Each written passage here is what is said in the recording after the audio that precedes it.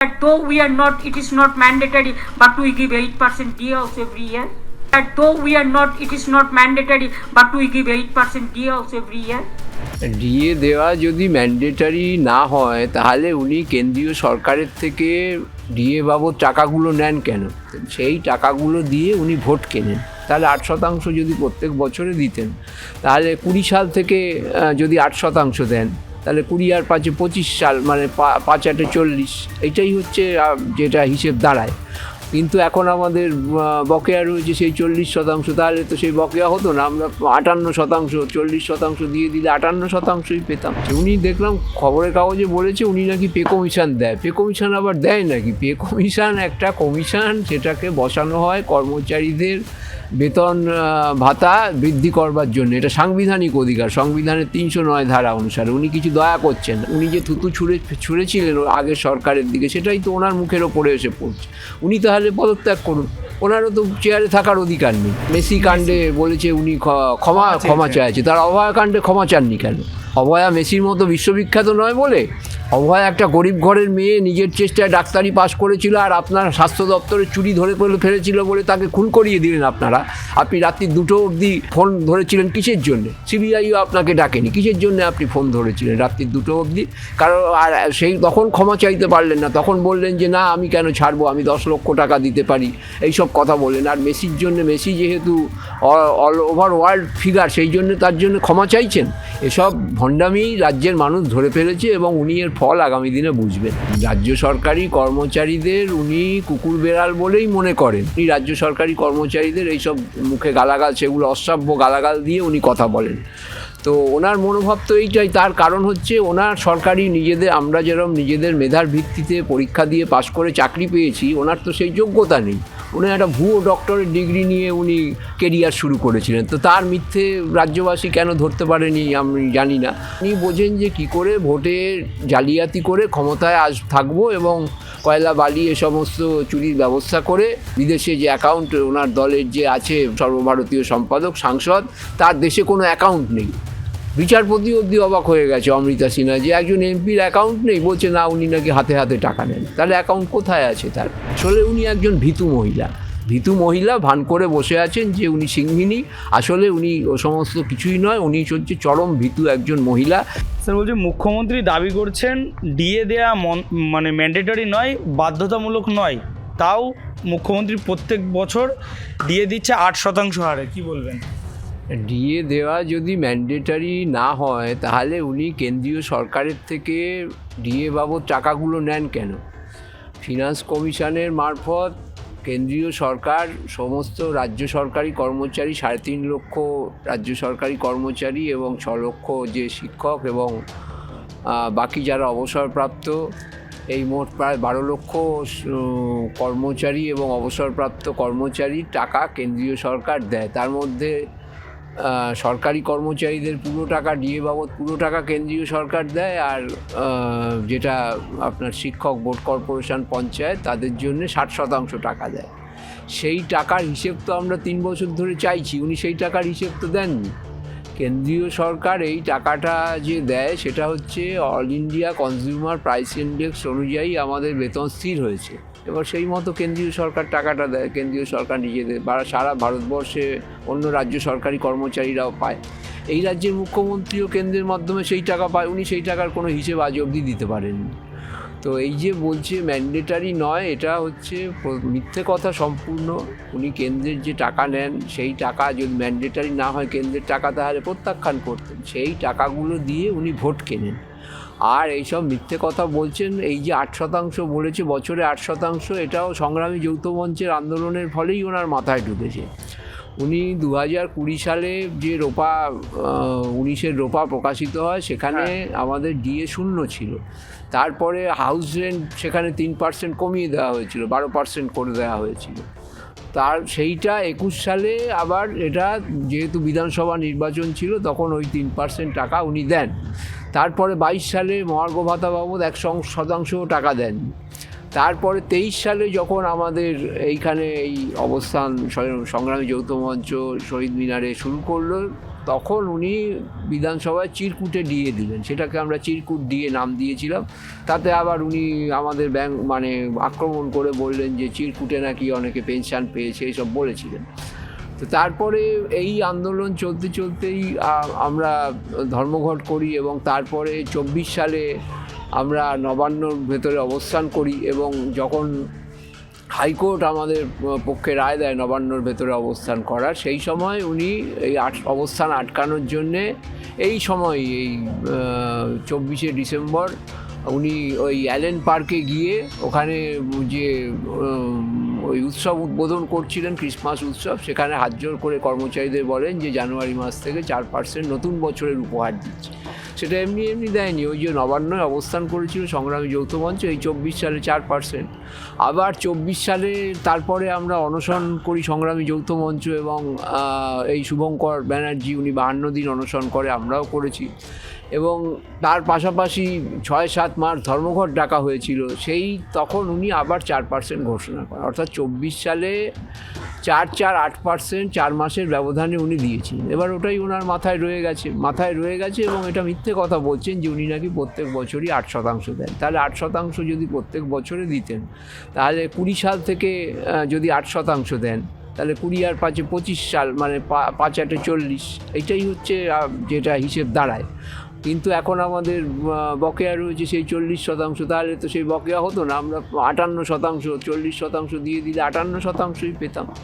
এই যে মিথ্যাচারী মুখ্যমন্ত্রী তো বলছেন যে পে কমিশন গঠন হয়ে গেছে। পে কমিশন কোথায় গঠন হয়েছে? উনি দেখলাম খবরের কাগজে বলেছে উনি নাকি পে কমিশন দেয়। পে কমিশন আবার দেয় নাকি? পে কমিশন একটা কমিশন, সেটাকে বসানো হয় কর্মচারীদের বেতন ভাতা বৃদ্ধি করবার জন্য। এটা সাংবিধানিক অধিকার, সংবিধানের 309 ধারা অনুসারে। উনি কিছু দয়া করছেন না, উনি সংবিধানের শপথ নিয়ে তো বসেছেন। যদিও মুখ্যমন্ত্রী হওয়ার আগে সংবিধান পড়তে পড়তে বিধানসভা ওনার লোকেদের দিয়ে ভাঙচুর করিয়েছিলেন, বলেছে আমি ভাঙিনি। মানে আরও এইটা একটা আরেক ধরনের নোংরামি, যে আমি নিজে হাত দিলাম না, নোংরা ঘাটলাম না, লোকেদের নিজে আমার লোকেদের দিয়ে বিধানসভা ভাঙচুর করি, এখন আমি বলছি আমি ভাঙিনি। ওনার নির্দেশেই ভাঙা হয়েছে।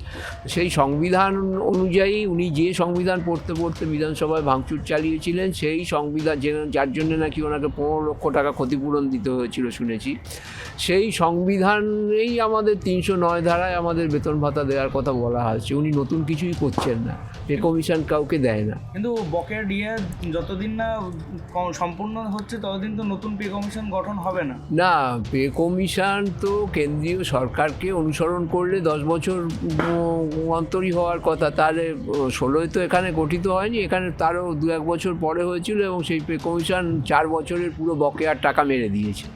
এমনি তার রিপোর্ট বেরিয়েছে 4 বছর বাদে এবং বকেয়ার টাকাও মেরে দিয়েছে। তো এবারে উনি সেইটাই করছেন যে পে কমিশন এবারে যখন ওনার সময় হবে, উনি ক্ষমতায় থাকলে যখন ওনার সময় হবে উনি তখন বসাবেন এবং কোনো বকেয়া দেবেন না। এই মুখ্যমন্ত্রী তিনি এখন বলছেন যে ডিএটা ম্যান্ডেটরি নয় বা বাধ্যতামূলক নয়, কিন্তু তিনি যখন ক্ষমতায় আসেননি তখন তিনি বলেছিলেন যে সরকার ডিএ দিতে পারে না তার সরকারে থাকার অধিকার নেই। হ্যাঁ, 2010 সালে উনি এই কথা বলেছিলেন। সরকারি কর্মচারীদের একটা সভা ছিল, সেখানে গিয়ে উনি বলেছিলেন, কারণ তখন ওনার ভোটে জেতার ব্যাপার ছিল। 2011 সালে উনি ভোটে জিতে আসবেন এইটাই কর্মচারীদের প্রতিশ্রুতি দিয়েছিলেন। এই কারণেই বা এই সমস্ত বিপ্লবী কথাবার্তা বলেছিলেন যে সরকার, তা আজকে তো ওনার সেই কথাটাই ওনার দিকে, উনি যে থুতু ছুঁড়েছিলেন আগের সরকারের দিকে, সেটাই তো ওনার মুখের ওপরে এসে পড়ছে। উনি তাহলে পদত্যাগ করুন, ওনারও তো চেয়ারে থাকার অধিকার নেই। এখন বলছেন ম্যান্ডেটারি নয়, তখন বলেছিলেন যে দিতে পারে না যে সরকার। তাহলে এখন উনি চেয়ার ছেড়ে দিন। ওনার যদি বুকের পাটা থাকে, উনি এখন এই দেখলাম কাণ্ডে কি যেন মেসি কাণ্ডে বলেছে উনি ক্ষমা চাইছে, তার অভয়া কাণ্ডে ক্ষমা চাননি কেন? অভয়া মেসির মতো বিশ্ববিখ্যাত নয় বলে? অভয়া একটা গরিব ঘরের মেয়ে, নিজের চেষ্টায় ডাক্তারি পাস করেছিল, আর আপনার স্বাস্থ্য দপ্তরে চুরি ধরে ফেলেছিল বলে তাকে খুন করিয়ে দিলেন আপনারা। আপনি রাত্রি 2টো অবধি ফোন ধরেছিলেন কিসের জন্যে? সিবিআইও আপনাকে ডাকেনি, কিসের জন্য আপনি ফোন ধরেছিলেন রাত্রি 2টো অবধি? কারণ আর তখন ক্ষমা চাইতে পারলেন না, তখন বললেন যে না আমি কেন ছাড়বো, আমি 10 লক্ষ টাকা দিতে পারি, এইসব কথা বললেন। আর মেসির জন্য, মেসি যেহেতু অল ওভার ওয়ার্ল্ড ফিগার, সেই জন্য তার জন্য ক্ষমা চাইছেন। এসব ভণ্ডামি রাজ্যের মানুষ ধরে ফেলেছে এবং উনি এর ফল আগামী দিনে বুঝবেন। মুখ্যমন্ত্রী তো ক্ষমতায় আসার পরে রাজ্যের সরকারি কর্মচারীদেরকে এমনটাও বলেছিলেন যে ঘেউ ঘেউ করবেন না, আমার যখন সময় হবে তখন আমি দিয়ে দেবো। হ্যাঁ, উনি তো আসলে তাই মনে করেন, রাজ্য সরকারি কর্মচারীদের উনি কুকুর বেড়াল বলেই মনে করেন। এইটা মানে আমাদের কিছু ঘনিষ্ঠ সাংবাদিক আছেন, তারা ওনার বাড়িতে যখন ডিউটি করতেন তাদের মুখেই শুনেছি যে উনি রাজ্য সরকারি কর্মচারীদের এইসব মুখে গালাগাল, সেগুলো অশ্রাব্য গালাগাল দিয়ে উনি কথা বলেন। তো ওনার মনোভাব তো এইটাই। তার কারণ হচ্ছে ওনার সরকারি আমরা যেরকম নিজেদের মেধার ভিত্তিতে পরীক্ষা দিয়ে পাশ করে চাকরি পেয়েছি, ওনার তো সেই যোগ্যতা নেই। উনি একটা ভুয়ো ডক্টরেট ডিগ্রি নিয়ে উনি কেরিয়ার শুরু করেছিলেন। তো তার মিথ্যে রাজ্যবাসী কেন ধরতে পারেনি আমি জানি না। তো প্রথম থেকেই ধরা উচিত ছিল। ওনার নিজের যোগ্যতায় মানে নিজের মেধায় চাকরি পাওয়ার যোগ্যতা ওনার নেই। তো যাদের নিজের মেধায় চাকরি পাওয়ার যোগ্যতা নেই, যারা নিজের মেধায় চাকরি পায়, তারা সবসময় সেই মানুষেরা তাদের ঘৃণা করে। এবং উনি আজকে সুযোগ পেয়ে যে যোগ্যতা আমাদের আছে সেই যোগ্যতা ওনার নেই, কিন্তু ঘটনাচক্রে উনি আজকে আমাদের মাথার ওপরে বসে এই ধরনের অপমানজনক কথা বলছে। কিন্তু যখনই আন্দোলন হয়েছে, ওই যে বললাম যে 2024 সালে 8% দিতে বাধ্য হয়েছেন, তখন হাত জোর করেছিলেন কেন ওই অ্যালেন পার্কে দাঁড়িয়ে? তখন আর ঘেউ ঘেউ মেউ মেউ কুকুর বেড়াল এসব তো বলতে পারেননি। তার আগে চোর ডাকাতের সর্দার এসবও বলেছে যে চিরকুট দিয়ে বলেছিলাম আমরা, সেই জন্য বলেছিল চিরকুটে পেনশন পেয়েছে। পেনশন কী করে পায় সে জ্ঞানও ওনার নেই। তো এই ধরনের উক্তি মানে বোধহীন উক্তি রাজ্যের মুখ্যমন্ত্রী করে, এবং সারা ভারতবর্ষে বিশ্বে বাঙালিকে উনি একটা রবীন্দ্রনাথের জাতিকে হাস্যাস্পদ করে নিয়ে তুলেছেন। এবং আজকে আবার রবীন্দ্রনাথ নিয়ে নাটক করছেন, মহাত্মা নাম উনি ফিরিয়ে আনছেন। এসব নাটকবাজি করে বাঙালিকে আর মেধাসম্পন্ন শিক্ষিত বাঙালিকে উনি ভোলাতে পারবেন না। বলছি এখানে আরও একটা প্রশ্ন, যে 2022 সাল থেকে এই মামলাটি ডিএ মামলাটি সুপ্রিম কোর্টে ঝুলে রয়েছে। তো গত মে মাসে বিচারপতি সঞ্জয় কারোলের রাজ্যকে বকেয়া ডিএর একটি অংশ মিটিয়ে দেওয়ার নির্দেশ দিয়েছিল, কিন্তু তা সম্পূর্ণভাবে পালন করতে রাজ্য সরকারের অনীহা কেন? না, রাজ্য সরকার তো মুখ্যমন্ত্রী মনে করে তো এইটা হচ্ছে ওনার পৈতৃক সম্পত্তি, ওই জন্যে উনি এটাকে বলেন যখন খুশি দেবো, কোর্টের আমি ভালোবেসে দেবো। উনিকে ভালোবেসে দেওয়ার কে? উনি তো একজন সাংবিধানিক বা প্রশাসনিক, উনি হচ্ছে তার প্রধান। তো সেটা ওনার ভালোবাসার, ব্যক্তিগত ভালোবাসার। আমরা মাইনে পাই, ডিএ পাই সংবিধানের ক্ষমতা বলে। তো সুতরাং ওনার এখানে ভালোবাসার কি আছে? উনি 25% যে সুপ্রিম কোর্ট যেটা বলেছিল সেই ডিএটা ওনার যদি সদিচ্ছা থাকতো তাহলে দিয়ে দিতে পারতো। সেটা তো বকেয়া, 2009 সালের বকেয়া। সেই টাকা তো অনেক দিন আগেই পেয়ে গেছে। এবং তখন ওনার উকিল মনু সিংভি সুপ্রিম কোর্টে দাঁড়িয়ে বলেছিল, সুপ্রিম কোর্ট যখন বলেছিল 50% দেওয়ার কথা, তখন মনু সিংভি বলেছিল যে 50% দিতে গেলে নাকি রাজ্য সরকারের কোমর ভেঙে যাবে। তা রাজ্য সরকারের কোমরই যদি ভেঙে যায়, তাহলে তখন 25% নিজেরা রাজি হয়েছিল কেন যে হ্যাঁ আমরা 25% দেবো? এ তো মিথ্যেবাদী, কোর্টে গিয়ে মিথ্যে কথা বলে এসছে, এবং তার জন্য কোর্টে কন্টেম্প্ট মামলাও হয়েছে। আমরা আশা করি যে সুপ্রিম কোর্ট যে বিচার দেবে সেটা নিশ্চয়ই কর্মচারীদের পক্ষেই যাবে, এবং উনি যে বঞ্চনা করছেন কর্মচারীদের তার যোগ্য জবাব উনি পাবেন।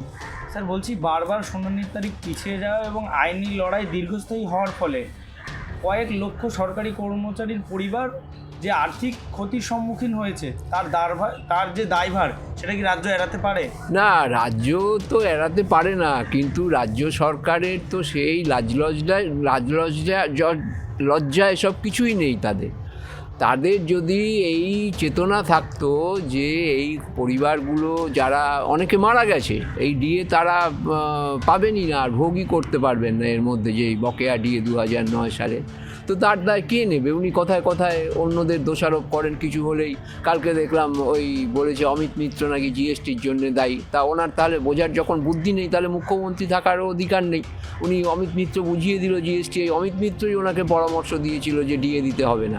আগামী দিনে দেখবেন আবার যদি ডিএ দিতে হয় সুপ্রিম কোর্টের রায়ে, তখন বলবে যে এই অমিত মিত্র আমাকে মিথ্যে পরামর্শ দিয়েছিল। মানে উনি নিজের দোষটা সবসময় অন্যের ঘাড়ে চাপিয়ে দিতে ওস্তাদ।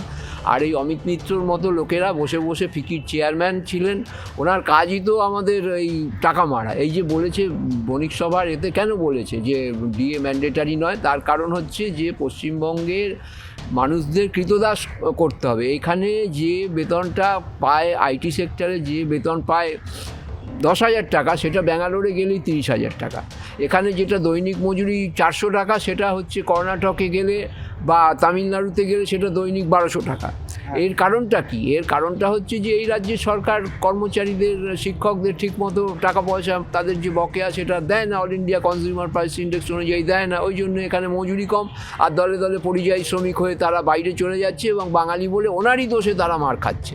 ওনার এই অপদার্থতার জন্যই তো এই বাঙালি শ্রমিকরা মার খাচ্ছে, গিয়ে তাদের বাংলাদেশে পাঠিয়ে দেওয়া হচ্ছে, আর উনি বারবার কেন্দ্রীয় সরকারের ঘাড়ে দোষ ঠেলছেন নিজের ব্যর্থতা ঢাকার জন্যে। তাই এই ব্যাপারটা যদি বাঙালি জাতি তারা যদি বোঝে যে তারা আর এই ফাঁদে পা দেবে না, তারা হচ্ছে মাতাল, চোর এই সমস্ত আর হতে চায় না, ভিখারি হতে চায় না, তাহলে তারা তাদের যা করণীয় তারা সেই কাজটা করবেন আশা করি। স্যার বলছি, বর্তমানে আকাশছোঁয়া মুদ্রাস্ফীতির বাজারে ডিএকে যদি এই রাজ্য সরকার এখনো দয়া বা করুণা হিসাবে দেখে, তবে কর্মীরা প্রকৃত বেতন কাঠামোর সুবিধা পাবেন কীভাবে? না, কোনো দিনই পাবেন না। তো এখানে তো 40% মহার্ঘ ভাতা, বাকি মানে কি অর্ধেক বেতনে কাজ করছে কর্মচারীরা। তো অর্ধেক বেতনে কাজ করে উনি তো সব জায়গায় শুনি ফার্স্ট হন, কেন্দ্রীয় সরকারের থেকে প্রাইজ নিয়ে আসেন, বিশ্ব থেকে প্রাইজ নিয়ে আসেন। তো সেই কাজগুলো তো করে দেয় এখানকার শিক্ষক কর্মচারী, তারাই করে দেয়। তাহলে তারাই যখন ওনাকে এই চ্যাম্পিয়ন করছে কাজ করে, উনি তো নিজের হাতে কাজ করেন না, কারণ উনি এসব বোঝেনও না, বলেই দিয়েছেন যে অমিত মিত্র আমাকে ভুল বুঝিয়েছিল, জিএসটি আমি বুঝিনি। অর্থাৎ উনি এসব কিছুই বোঝেন না। উনি বোঝেন যে কী করে ভোটে জালিয়াতি করে ক্ষমতায় থাকবো এবং কয়লা বালি এ সমস্ত চুরির ব্যবস্থা করে ওই যে বিদেশে যে অ্যাকাউন্ট ওনার দলের যে আছে সম্পাদক, সর্বভারতীয় সম্পাদক, সাংসদ, তার দেশে কোনো অ্যাকাউন্ট নেই। বিচারপতি অবধি অবাক হয়ে গেছে অমৃতা সিনহা, যে একজন এমপির অ্যাকাউন্ট নেই, বলছে না উনি নাকি হাতে হাতে টাকা নেন। তাহলে অ্যাকাউন্ট কোথায় আছে তার? কোথায় তার অ্যাকাউন্ট আছে সেটা খুঁজে বের করুন। ওনার সাহস থাকলে বলুন যে কোথায় অ্যাকাউন্ট আছে। উনি তো বারবার বলেন যে মোদি বলেছিল 15 লাখ টাকা ফেরত আসবে। তো ওনার দলের যে রাজ্য এই সর্বভারতীয় সম্পাদক, তার অ্যাকাউন্ট কোথায় আছে? ওনার সাহস থাকলে বলুন উনি সেটা। স্যার বলছি, যদি ডিএ দেওয়া বাধ্যতামূলক নাই হয়, তবে সরকারি উৎসব বা অন্যান্য যে অনুদানের প্রকল্প রয়েছে, বিপুল অর্থ যেখানে ব্যয় হচ্ছে, তা কি কর্মীদের প্রাপ্য অধিকারের থেকে বেশি গুরুত্বপূর্ণ? হ্যাঁ, ভোটে বললামই তো, ক্ষমতায় থাকতে গেলে এবং বেআইনিভাবে সরকারি ক্ষমতার অপব্যবহার করে বেআইনিভাবে টাকা রোজগার করতে গেলে এই কাজটা করতেই হবে, যেটাকে উনি একটা শিল্পকলায় পর্যবসিত করেছেন। এই সাম্প্রতিক ঘটনা মেসি, উনি বলছেন যে উনি নাকি কিছুই জানতেন না এই বিষয়ে। উনি মাঝপথে কেন? ওনার তো যাওয়া উচিত ছিল ওখানে গিয়ে মাঠে। ওনার যদি এতই সাহস, বলেন তো কথায় কথায় যে আমাকে ধমকে চমকে কাজ হবে না, ওনার যদি এতই সাহস থাকতো উনি গিয়ে দাঁড়াতেন ওখানে যুবভারতী ক্রীড়াঙ্গনে, তাহলেই এই সমস্ত ওনার রণচণ্ডী মূর্তি দেখে নিশ্চয়ই ভাঙচুর আর হতো না। সে সাহসও হয়নি, অর্থাৎ উনি ভীতু। এর আগে বললেন ওই সেনাবাহিনী যখন ওই ওদের প্যাভিলিয়ন ভেঙে দিল, রেড রোডে বেআইনিভাবে বসেছিল, তখন বললো 200 মিলিটারি নাকি ওনাকে দেখে পালিয়ে গেছে। তা 200 মিলিটারি যাকে দেখে পালিয়ে যায়, যার ভয়ে, তা তিনি যদি একবার ওই গিয়ে যুবভারতী ক্রীড়াঙ্গনে দাঁড়াতেন, তাহলে তো 2 কোটি টাকার সরকারি সম্পত্তি, জনগণের সম্পত্তি, ওনার পৈতৃক সম্পত্তি নয়, জনগণের সম্পত্তি তো নষ্ট হতো না 2 কোটি টাকার। তো ওনার সেই সাহস নেই। আসলে উনি একজন ভীতু মহিলা ভান করে বসে আছেন যে উনি সিংহিনী।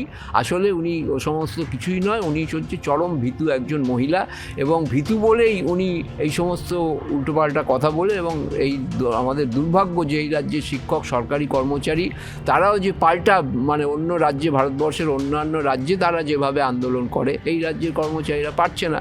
একমাত্র সংগ্রামী যৌথ মঞ্চই সেই দীপশিখাটি ধরে রেখেছে। ওই জন্য সংগ্রামী যৌথ মঞ্চকেই উনি ভয় পান এবং বারবার আক্রমণ করেন।